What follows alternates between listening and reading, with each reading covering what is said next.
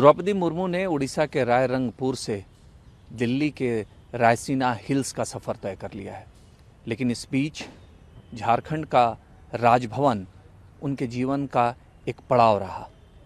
6 साल इस राजभवन कैंपस में उन्होंने बिताए, लेकिन यहाँ काम करने वाले कर्मचारी उन्हें आज भी याद करते हैं, उन्हें मिस करते हैं। उनकी कई खूबियाँ रही हैं।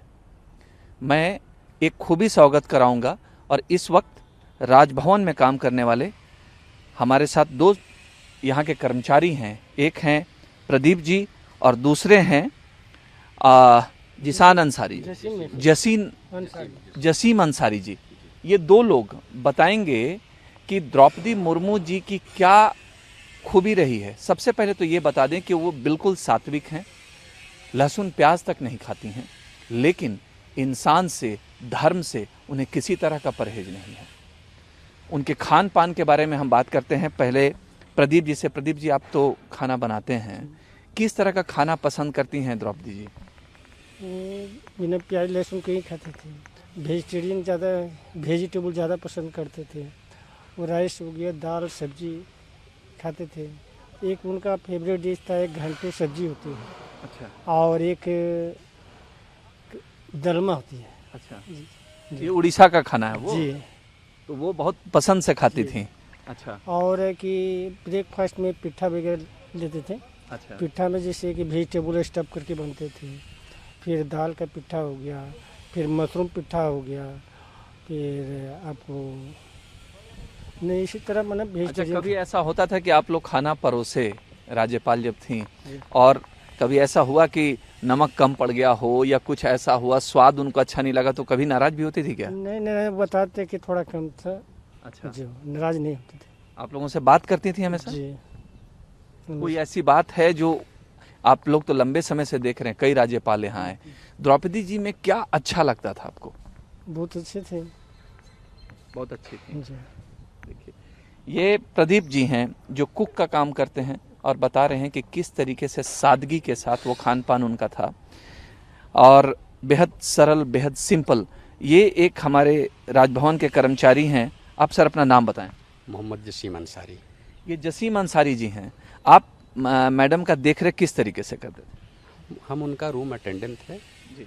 और रूम में सारा काम वगैरह, जैसे मतलब बेड का काम हो गया, रूम की सफाई वगैरह हो गई, और भी सारा जो काम बताती थी मैडम, वो सारा काम हम लोग अच्छी तरीके से करते थे।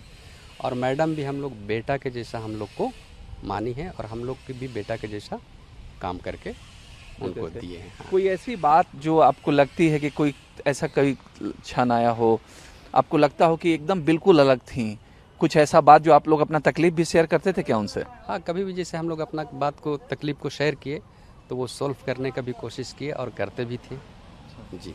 और काफ़ी मतलब 6 साल हम लोग काम किए, ऐसा हम लोग को कभी एहसास नहीं हुआ कि हम लोग मतलब कभी किसी गलत आदमी के साथ हैं। मतलब एकदम बेटा के जैसा हम लोग को सम्मान दिए। कैसे रहना होना उनका एकदम सिंपल था, सादगी? एकदम सिंपल था, एकदम सादगी। सुबह सुबह कब उठ जाती थी? सुबह तो मैडम उठ जाती थी, वही करीब 6 बजे उठ जाती थी, अपना पूजा वगैरह करके, और फिर जो है थोड़ा टहलने निकलती थी गार्डन में, और उसके बाद फिर टहल करके ऊपर आती थी। चलिए, थैंक यू।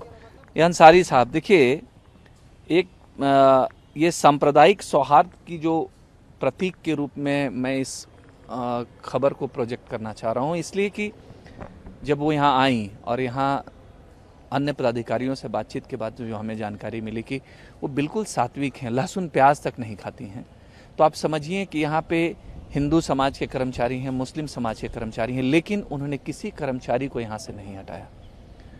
अंसारी साहब कह रहे हैं कि वो 6 साल तक उनका रूम अटेंडेंट रहे, उनकी रूम की देखरेख करते रहे, लेकिन उन्हें किसी तरह का परहेज नहीं रहा। तो द्रौपदी जी सांप्रदायिक सौहार्द की एक मिसाल हैं, और अब ये मिसाल देश का राष्ट्रपति भवन बनने जा रहा है। तो यहाँ के लोग उनको मिस कर रहे हैं और खुश इस बात को लेकर हैं कि जिस द्रौपदी जी की इन लोगों ने सेवा की, वो देश की राष्ट्रपति बन गई हैं। राजेश कुमार सिंह, टीवी भारत, राजभवन, रांची।